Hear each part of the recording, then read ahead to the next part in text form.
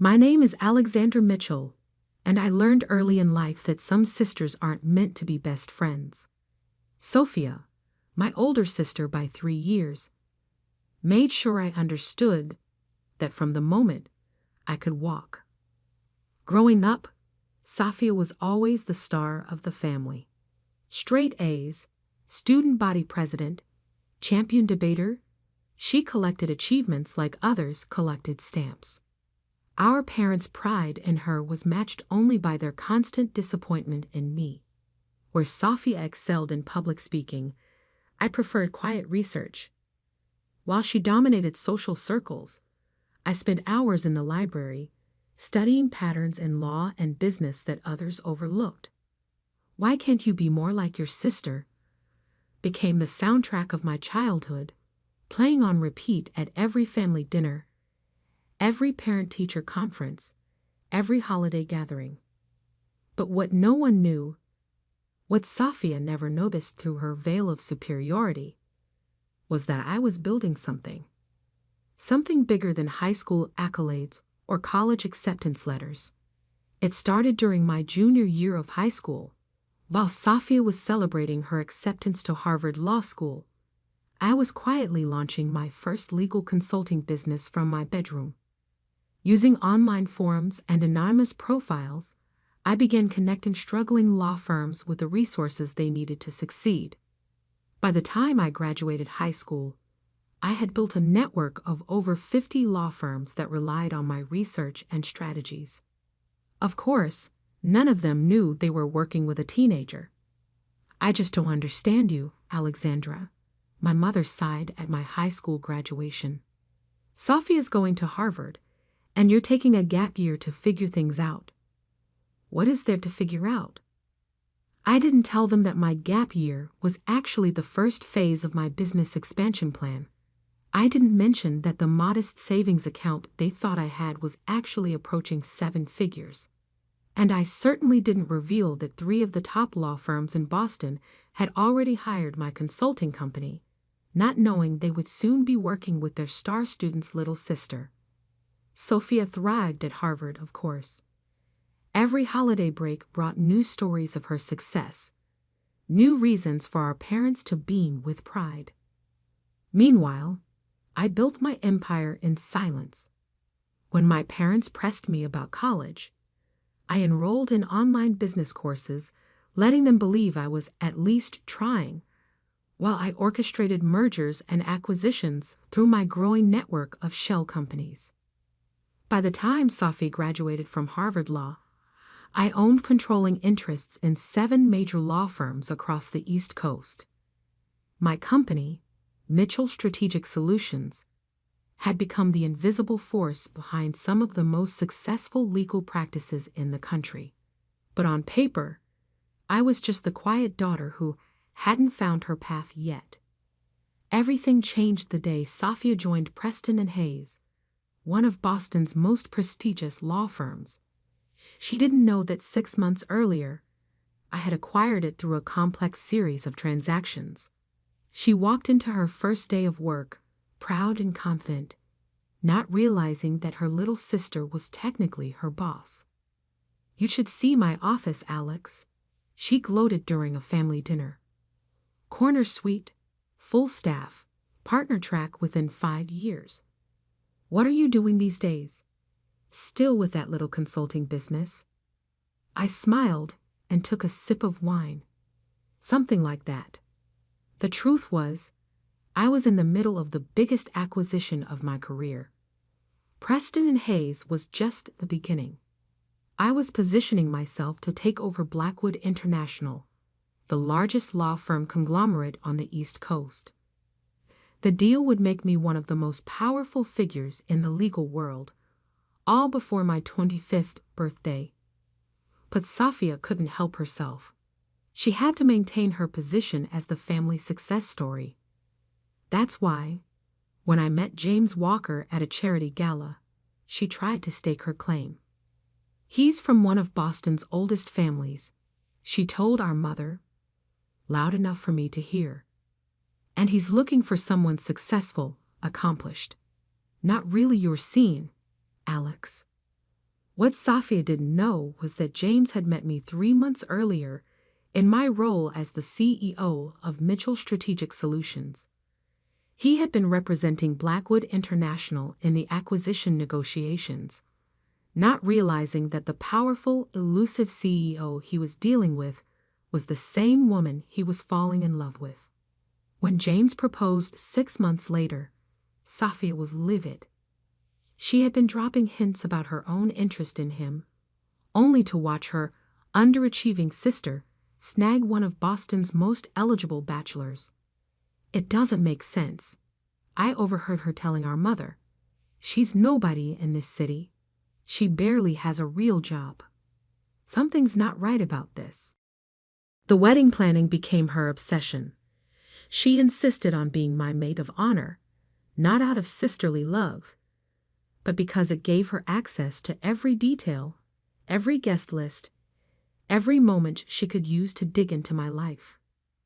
What she discovered must have shocked her: the inconsistencies in my story, the mysterious meetings, the connections that someone with a little consulting business shouldn't have.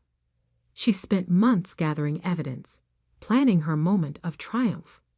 She chose our wedding day to spring her trap, not realizing she was walking into one of her own. The ceremony was perfect. Boston's historic Trinity Church filled with the city's elite, judges, lawyers, business leaders. Many of them were there for James, the respected attorney from an old Boston family. None of them knew that the bride owned most of their law firms. But as the minister asked if anyone objected to the union, Safia rose from her seat beside me, a wicked smile playing on her lips. Little did she know, I had been waiting for this moment. After all, some sisters aren't meant to be best friends. They're meant to be lessons in humility. If anyone knows any reason why these two should not be joined in matrimony, speak now or forever hold your peace. Those traditional words hung in the air of Trinity Church for just a moment before Safia stood up, her blue maid of honor dress rustling as she stepped forward. The smirk on her face told me she had been waiting for this moment. "Actually," she announced, her voice carrying through the stunned silence, "I have something to say." Our mother gasped. James squeezed my hand, but I remained calm. After all, I had prepared for this possibility. "Before we continue this farce," Safia declared, pulling out a folder from behind her bouquet, "everyone here deserves to know the truth about Alexander Mitchell." She opened the folder with dramatic flair. "My sister has been lying to all of you. She's not the simple business consultant she claims to be. She's been operating under false pretenses, infiltrating law firms, manipulating her way into business deals." Murmurs rippled through the church. In the front row, our father's face had turned red with embarrassment. Our mother looked like she might faint. "I have proof," Safia continued, clearly enjoying herself. "Bank records showing suspicious transactions. Shell companies leading back to her. She's been deceiving everyone, including her fiancé." She turned to James. "Did you know your bride isn't who she claims to be? That while you've been working on the Blackwood International acquisition, she's been orchestrating it?" I finished for her, my voice calm. Safia faltered for a moment, but pressed on. "She's not qualified to run any of these companies. She never even went to law school." "You're right," I said, standing up in my wedding dress. "I never went to law school." I pulled out my phone and opened an email. I was too busy building an empire. With one tap, I sent the email I had prepared. Throughout the church, phones began buzzing as Boston's legal elite received the notification. "Ladies and gentlemen," I announced, "as of this moment, Mitchell Strategic Solutions has completed its acquisition of Blackwood International. This merger makes us the largest legal services corporation in New England." Safia's face had gone pale. What are you talking about? I smiled. You're right about one thing, Safia. I'm not a lawyer. I own the law firms, including Preston and Hayes, where you've been working for the past year. The folder slipped from her hands, papers scattering across the church floor. That's impossible. You're lying.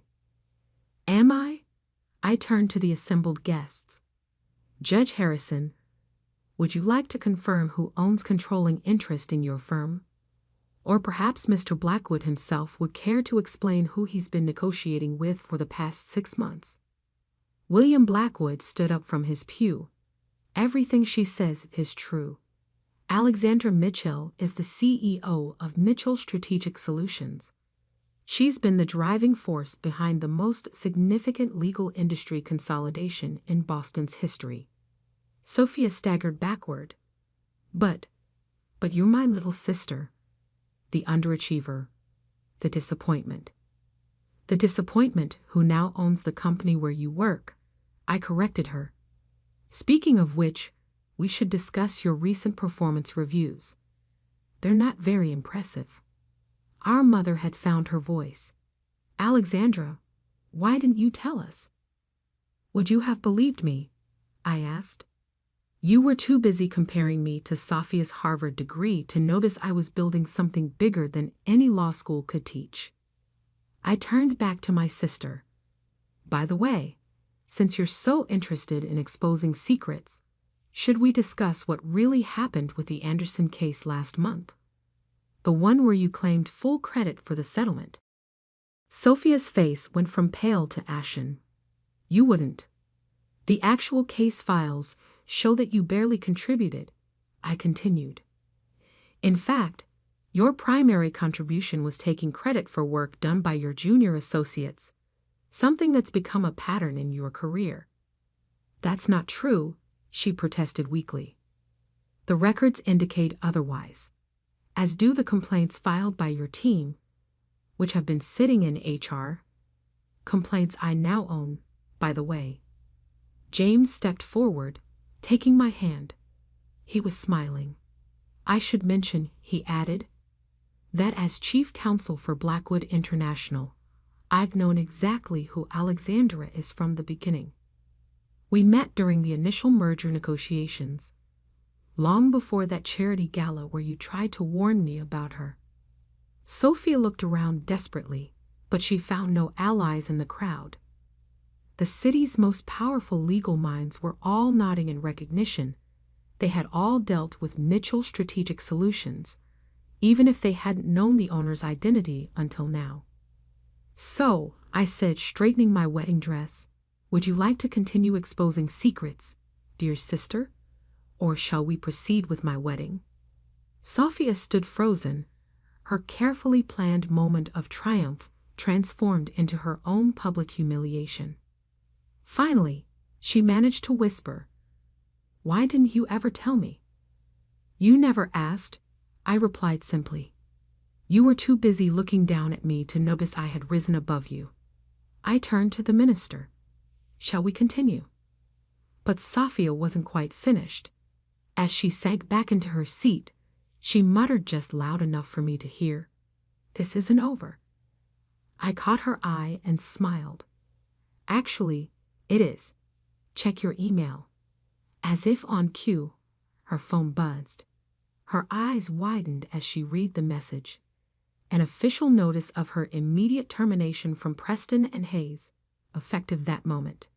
You can't fire me, she hissed. I'm not firing you, I corrected her. The evidence of your misconduct and credit theft is firing you. I'm just the owner who approved the termination. The minister cleared his throat, clearly unsure how to proceed after such drama, but I simply nodded for him to continue. After all, this was still my wedding day, even if it had turned into something more. As I stood there, preparing to say my vows, I caught a glimpse of my reflection in one of the church's stained glass windows. I saw not the quiet, overlooked younger sister, but the powerful woman I had become. the woman who had built an empire while others underestimated her. And as I looked at Sofia, now sitting humiliated in her maid of honor dress, I realized that sometimes the best revenge isn't just success. It's success that no one saw coming. The ceremony continued, but the atmosphere had shifted. This was no longer just a wedding. It was a coronation. My parents sat in stunned silence, processing the revelation that their underachieving daughter was actually one of the most powerful people in the room. As I said, "I do," I couldn't help but think how fitting it was that my wedding day had become the day I finally stepped out of the shadows. After all, what better way to start a new life than by revealing your true power? But even as I celebrated, I knew this was just the beginning. Sofia's words, "This isn't over," echoed in my mind. She had always been competitive, vindictive. She wouldn't take this humiliation lying down. What she didn't realize was that I was counting on that. The reception at the Boston Harbor Hotel should have been the perfect celebration. Instead, it became the battlefield for the next phase of Sofia's war against me. I was barely through my first dance with James when my phone buzzed with urgent messages. Sofia had gone straight from the church to the media, attempting to spin a story about corporate espionage and illegal business practices. Mitchell Strategic Solutions built through deception. Read the headline she had somehow managed to plant in an online business journal. Harvard graduate exposes sister's fraudulent empire. I smiled, showing the article to James. He raised an eyebrow. She really doesn't know when to quit, does she? No, I replied. She doesn't. But I was ready for this too. I nodded to Catherine, my chief of operations, who had been waiting discreetly by the bar. She immediately began making calls. Within an hour, every major news outlet in Boston received a comprehensive press package detailing Mitchell Strategic Solutions' completely legal rise to power, including all regulatory filings and compliance records. But Sofia wasn't done. As guests mingled over champagne and hors d'oeuvres, she made her way through the crowd, whispering to key figures in Boston's legal community. "Did you know she's been recording your private conversations?" I overheard her telling Judge Harrison. Every law firm she acquired, she gathered dirt on the partners first. What she didn't realize was that each person she approached had already received a message from me, warning them about her desperate attempts to salvage her reputation. The breaking point came when she approached William Blackwood himself. "Mr. Blackwood," she said, her voice carrying just enough to draw attention, "I have evidence that my sister blackmailed you into this merger. She threatened to expose your offshore accounts." The room fell silent. Blackwood looked at her for a long moment, then laughed. "Miss Mitchell, or should I say, former Attorney Mitchell, your sister never blackmailed me. In fact, she was the one who helped me legitimize those accounts last year, saving my company millions in potential fines. That's why I agreed to the merger." Sofia's face turned red. But the documents I found were decoys," I interrupted, walking over. "I knew you were searching my office at Preston and Hayes. Every secret document you discovered was placed there specifically for you to find." "That's impossible," she stammered. "The banking records, the shell companies, all legal, all traceable, all part of legitimate business operations," I explained calmly. "Did you really think I wouldn't protect myself against exactly this kind of attack?" Our parents, who had been watching this exchange with increasing discomfort, finally approached. "Sofia," our father said, his voice heavy with disappointment. "Enough." But she wasn't finished. She pulled out her phone, hands shaking. "I still have proof. Recordings of your meetings, documents I copied." Actually, James interjected, you don't. As chief counsel of Blackwood International, I should inform you that removing confidential documents from Preston and Hayes constitutes a serious breach of contract, not to mention a violation of the Bar Association's ethics code. Sophia's face went pale. You wouldn't dare report me to the bar. I don't have to, I said softly. Your own actions today, attempting to disrupt a legal merger with false allegations, stealing confidential documents, trying to manipulate the media, those actions require me to report you. As the owner of Preston and Hayes, I have a legal obligation to do so. You're bluffing, she whispered, but her voice trembled. I pulled out my own phone and showed her the screen. A formal complaint to the Massachusetts Bar Association, ready to be filed. Last chance, Sophia. Walk away now. Leave Boston. Take the severance package I'm still willing to offer and start fresh somewhere else. You're destroying my career, she protested. No, our mother suddenly spoke up. You did that yourself. All these years, you were so busy proving you were better than Alexandra that you never noticed she had actually become better than you. Sophia looked around the room, finally seeing the truth. The powerful people she had tried to turn against me were all nodding in agreement. Her attempted power play had backfired completely. Fine, she spat. You win. You've always been playing a longer game than me, haven't you? The difference is, I was playing to win, I replied. You were just playing to make me lose. She turned and walked out of the reception, her blue dress disappearing into the Boston night. As the door closed behind her, I felt a strange mix of triumph and sadness. Are you okay? James asked softly. I squeezed his hand. I am. It needed to end this way. Our parents approached, looking shell-shocked but proud. We had no idea, my father said. All these years. You saw what you expected to see, I replied. Sophia was the star. I was the disappointment. It made it easier to build something extraordinary while everyone was looking the other way. The rest of the reception passed in a blur of congratulations and celebrations.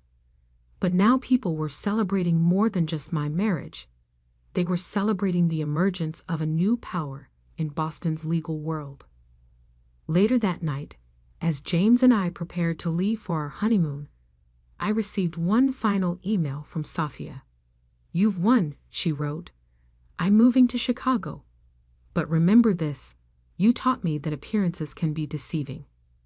One day, when you least expect it, I'll have built something of my own, and then we'll see who the real winner is.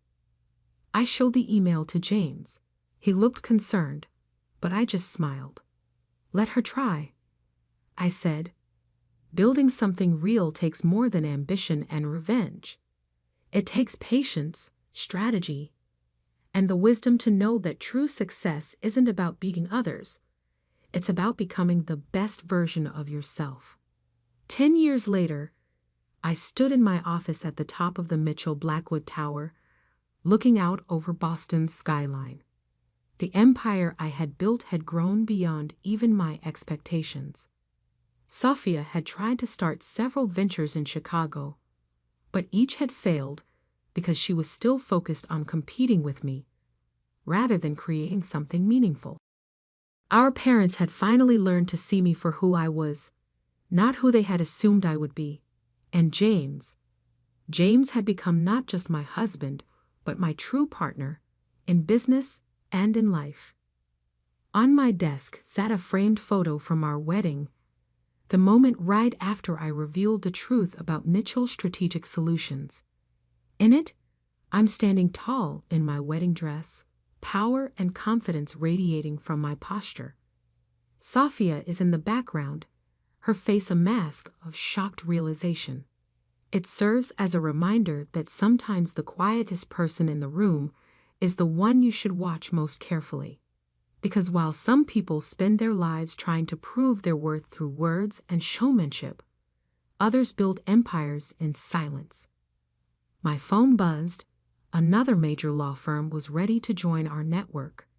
As I prepared for the meeting, I thought about how far I'd come from that overlooked younger sister. Sometimes the best revenge isn't just success. It's success so complete that it transcends revenge altogether. And sometimes the greatest triumph isn't in proving others wrong, but in proving yourself right. The empire I built wasn't just about showing up my sister or proving my worth to my parents.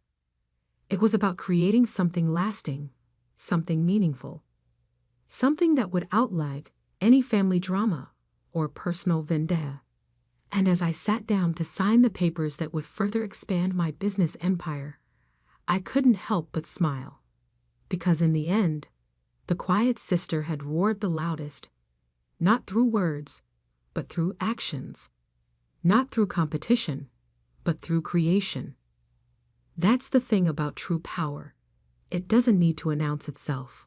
It simply is. And that's a lesson Safia never learned.